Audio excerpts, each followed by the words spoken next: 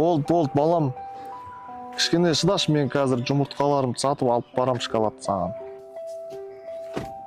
Аға, жұмыртқа алыңыздаршы, жұмыртқа, қолын жұмыртқасы. Аламыз ба? Давай алайық жұмыртқа. Қазір саудаласуды көрсетемін саған. Көрейік қазір жұмыртқасы қандай екен. Ассалаумағалейкум. Ассалам. Жұмыртқаң қаншадан бауыр? 80 теңге. Бастығы атырмыш, берсең 40 теңгеден бе барлығын алам. Сенен басқа жұмыртқа сатып отқандар көп мұнда. Аға, менің жұмысым осы, бала шағамды осымен асырап жатырмын. Бағасын түсе алмаймын. Бауырым, бастығы атырмыш, берсең 40 теңгеден бер, не көп жұмыртқа көп айналады.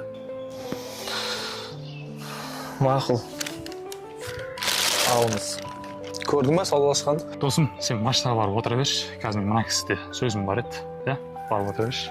Көрдің ба досым, жұмыртқамен саудаласқанды жарты бағасын алдым ғой. Айтпақшы, мына кафе досымдікі. Отырғаннан кейін осындай жерде отыру керек қой. Біздің счет қанша болды? 5000 теңге болды. 5000 теңге?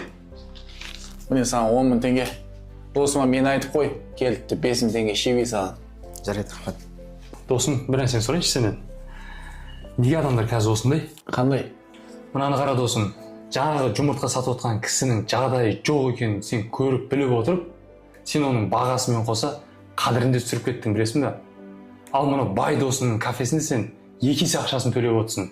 Неге? Өйткені бұл досың сенен де бай. Бұл сонда бай болған үшін осындай құрметке лайық болып отыр ма? Досым, есіңде болсын, адамның қалтасына қарап емес, жүрегіне қарап бағалау керек. Алла тағала адамның байлығына қарамайды, жүрегіне қарайды. Дұрыс айтасың досым, мен қателестім. Жаңа жігітті тауып алайықшы жүрші. Досым, барудың қажеті жоқ. Жаңа есіңде ме? Сен көлікке отырған кезде мен сен үшін кешірім сұрап қойдым ол кісіден. Бауырым, сен досыма ренжіме. Ол өзі солай саудаласып, біреуге қатты сөйлегенді өзі сондайды ұнатады. Мінезі сәл шамалы қиындау. Ал сен мынаны қалтаңа салып. Жоқ, қажет емес. Жоқ, бауырым, бұл от души менен хадия. Бала шағаңды қуантасын үйге барып.